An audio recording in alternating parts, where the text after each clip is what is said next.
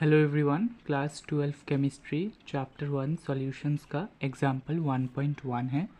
Question में पूछा गया है calculate the mole fraction of ethylene glycol जिसका फॉर्मूला है C2H6O2 in a solution containing 20% of C2H6O2 by mass. यानी कि हमारे पास एक सॉल्यूशन है, उस सॉल्यूशन में दो कंपोनेंट प्रेजेंट है, एक है वाटर और दूसरा है इथाइलिन ग्लाइकोल।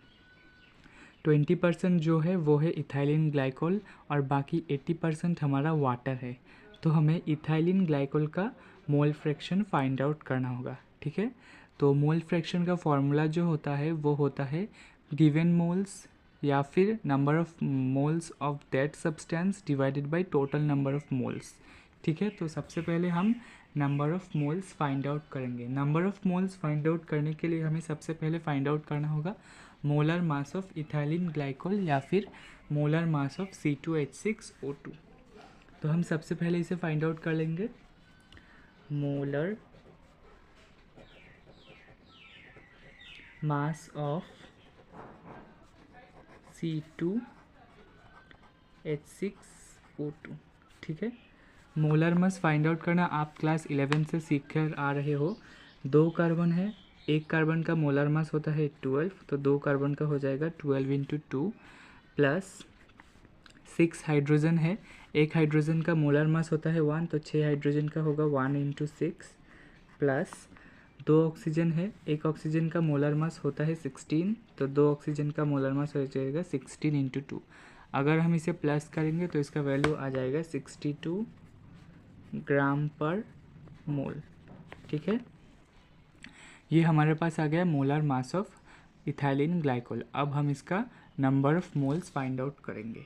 ठीक है, therefore moles of ethylene glycol या फिर C2H6O2 क्या हो जाएगा, formula given mass by molar mass, given mass by molar mass. ठीक है, इथाइलिन ग्लाइकोल का गिवन मास हमें पता है 20% दिया हुआ है, तो 20 ग्राम हो जाएगा इसका गिवन मास। और मोलर मास हमने अभी अभी फाइंड आउट किया है 62। अगर हम इसे सॉल्व करेंगे तो इसका वैल्यू आ जाएगा 0.32।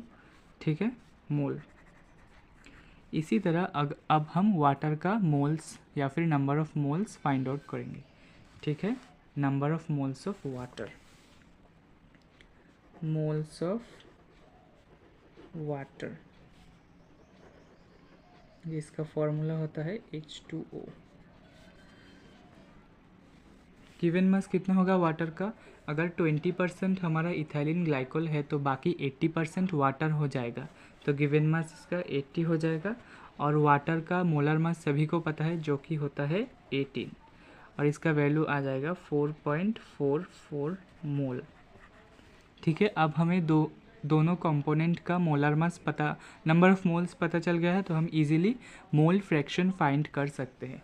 तो मोल फ्रैक्शन को हम लिखते हैं काई से। ठीक है, किसका फाइंड आउट करेंगे, ग्लाइकोल का। तो मोल फ्रैक्शन ऑफ ग्लाइकोल क्या हो जाएगा, number of moles of glycol, ethylene glycol, moles of glycol divided by total number of moles, यानी कि मोल्स ऑफ ग्लाइकोल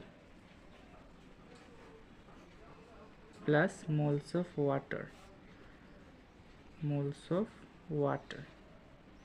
ठीक है, क्या हो जाएगा, मोल्स ऑफ ग्लाइकोल था 0.32 और ग्लाइकोल और वाटर, ग्लाइकोल का फिर से होगा 0.32 प्लस 4.44।